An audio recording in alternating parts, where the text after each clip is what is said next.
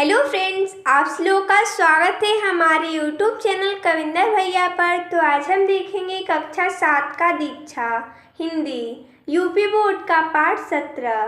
पाठ का नाम है वरदान मांगूंगा नहीं। तो देखिए दोस्तों, जैसा कि हमने इस वीडियो में इस पाठ का प्रश्न उत्तर लिया है, तो चलिए देखते हैं। जैसा कि प्रश्न है कुछ करने को से, इसमें कविता दिया गया है जो कि शिवमंगल सिंह सुमन जी की है। तो चलिए कविता को पढ़ते हैं। हम बहता जल पीने वाले मर जाएंगे भूखे प्यासे, कहीं भली है कटक निबौरी कनक कटोरी की मैदा से। उपयुक्त कविता भी शिवमंगल सिंह सुमन जी की है। दोनों कविताओं में क्या समानता तथा क्या अंतर है, लिखिए। तो जैसा कि जो हमारा कविता है वरदान मांगूंगा नहीं, और जो हमने अभी पढ़ा, ये दोनों कविता शिवमंगल सिंह सुमन जी का है। तो इन दोनों कविताओं में हमें अंतर व समानता लिखना है। तो जैसा कि हमने यहाँ पर लिखा है, इन कविता में समानता क्या है? दोनों कविताएं आत्मविश्वास और स्वाभिमान से भरी हुई हैं। और अंतर है, वरदान मांगूंगा नहीं में कवि अपने सिद्धांतों के साथ समझौता नहीं करना चाहता है, जबकि उपयुक्त कविता में कवि सांसारिक बंधनों में नहीं बंधना चाहता है, बल्कि आजाद रहना चाहता है। अगला प्रश्न है, जीवन महासंग्राम है कि समान भाव की कुछ सूक्तियाँ एकत्र करके लिखिए। तो जैसा कि हमने यहाँ पर लिखा है, जिंदगी एक संघर्ष है, और दूसरा जीवन एक संघर्ष है, और तीसरा जीवन एक युद्ध समान है। अगला प्रश्न है, विचार कल्पना से प्रश्न है, कवि दया की भीख नहीं लेना चाहता, इस संबंध में आपके क्या विचार है, लिखिए। इसका उत्तर हो जाएगा, कवि दया की भीख नहीं लेना चाहता। इससे कवि के स्वाभिमानी स्वभाव का पता चलता है।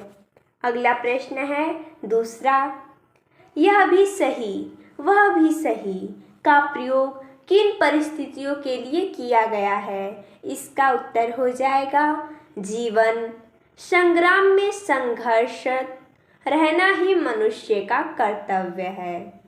इसमें विजय भी होती है और हार भी, दोनों एक ही सिक्के के दो पहलू हैं।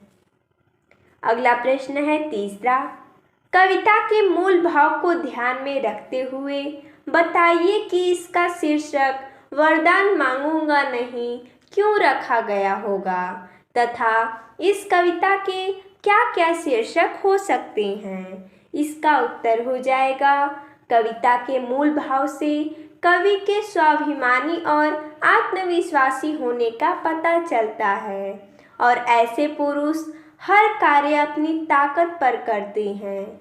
वो किसी के आगे झुककर या मांगकर अपनी ज़रूरतों को पूरा नहीं करते हैं। इसलिए ही इस कविता का शीर्षक वरदान मांगूंगा नहीं रखा गया होगा। इसके शीर्षक हो सकते हैं जीवन संग्राम या स्वाभिमान। अगला प्रश्न है कविता से, प्रश्न नंबर 1 है, निम्नलिखित पंक्तियों का भाव स्पष्ट कीजिए। तो जैसा कि पंक्ति है, कवि तिल तिल मिट जाने के बाद भी किस बात के लिए तैयार नहीं है, इसका भाव हो जाएगा, कवि कहता है कि जीवन रूपी संग्राम में हमारा शरीर भले ही थोड़ा थोड़ा करके घिस जाए, लेकिन वह फिर भी किसी से दया नहीं चाहता है। अगला है दूसरा पंक्ति, लघुता ने अब मेरी छुओ तुम हो महान बने रहो।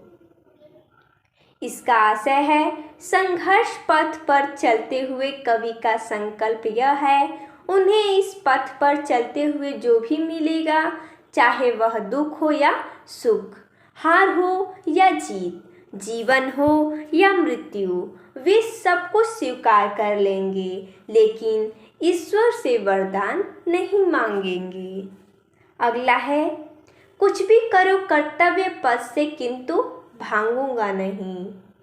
इसका आशय है कर्तव्य पथ के विषय में कवि का दृढ़ संकल्प यह है कि चाहे उनके हृदय को कितनी भी पीड़ा क्यों न पहुंचाई जाए, चाहे उन्हें कितने ही अभिशापों को क्यों न झेलना पड़े, लेकिन वे अपने कर्तव्य पथ से पीछे नहीं हटेंगे। अर्थात उन्हें रोकने के लिए चाहे उनके साथ जो भी किया जाए, वे अपने कर्तव्य को हर हाल में निभाएंगे।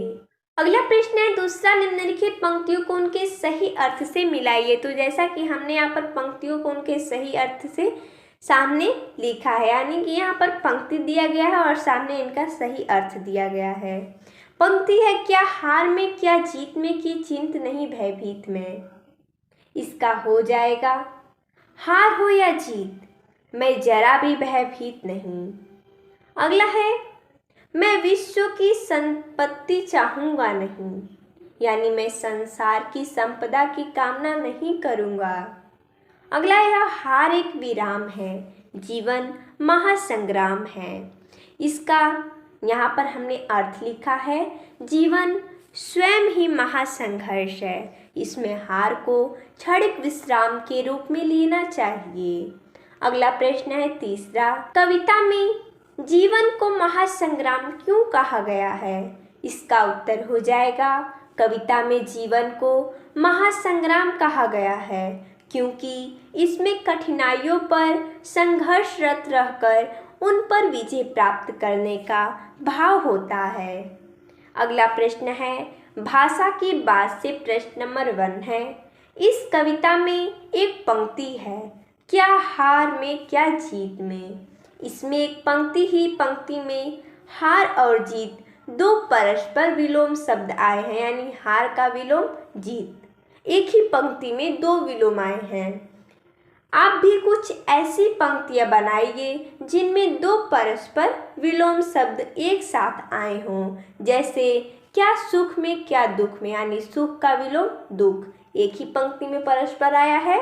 वैसे ही हमें पंक्ति बनाना है। तो जैसा कि हमने यहाँ पर बनाया है, क्या सुखी में क्या गम में, क्या ऊपर में क्या नीचे में, क्या आगे में क्या पीछे में, क्या लेने में क्या देने में, क्या रहने में क्या जाने में, क्या अंदर में क्या बाहर में।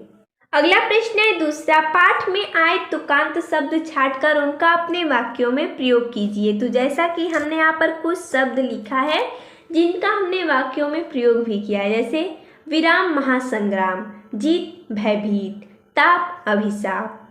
तो देखिए इसका वाक्य प्रयोग, शुद्ध भाषा में विराम चिन्हों का ध्यान रखना चाहिए। जीवन एक महासंग्राम है। महाभारत युद्ध में पांडवों की जीत हुई। काया रण क्षेत्र से भयभीत होकर भाग जाती हैं। भूमध्य रेखा पर सारे वर्ष ताप उच्च होता है।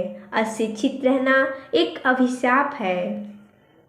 यानी यहाँ पर देखिए, विराम महासंग्राम, जीत भयभीत, ताप अभिशाप, इन सब का हमने यहाँ पर वाक्यों में प्रयोग किया है। अगला देखते हैं, प्रश्न तीसरा है, जन अर्थात लोग। जन जन की आवाज़ है, हम सब एक हैं। जान अर्थात प्राण, क्या बताऊं वह हमेशा मेरी जान के पीछे पड़ा रहता है। ऊपर के शब्दों जन जान में केवल एक मात्रा के हेर फेर में उसके उच्चारण और अर्थ दोनों ही बदल गए। यानी यहाँ पर जन है, यहाँ पर जान है। जन अर्थात लोग, जान यानी प्राण। देखिए इसमें एक मात्रा का हेरा फेरी है और उसका उच्चारण भी बदल गया और दोनों का अर्थ भी बदल गया। नीचे कुछ शब्द युग्म दिए जा रहे हैं, उनका अर्थ स्पष्ट करते हुए अपने वाक्यों में प्रयोग कीजिए तथा ऐसे 5 शब्द युग्म आप भी बनाइए। तो जैसा कि हमने यहाँ पर बनाया है, जैसे सूत सूत, इन दोनों का अर्थ अलग अलग होता है। अर्थात यहाँ पर देखिए, जो पहला सूत है उसका अर्थ होता है पुत्र, यानी लव कुश राम के सूत थे। और ये सूत का अर्थ होता है धागा। रेशम का सूत बहुत पतला होता है।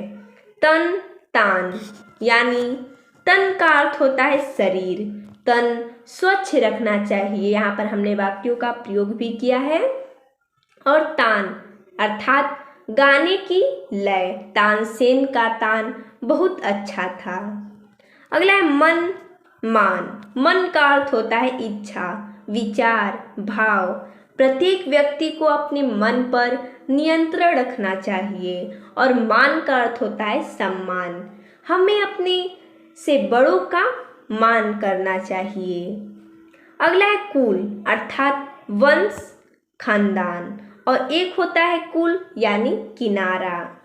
तो जो वंश है इसका हमने यहाँ पर वाक्य प्रयोग किया है। सीता सूर्य कुल की पुत्र वधू थी। और कुल अर्थात किनारा का वाक्य प्रयोग, नदी का पुल बहुत चौड़ा है। अगला है नम अर्थात गला। और एक होता है नाम अर्थात यश।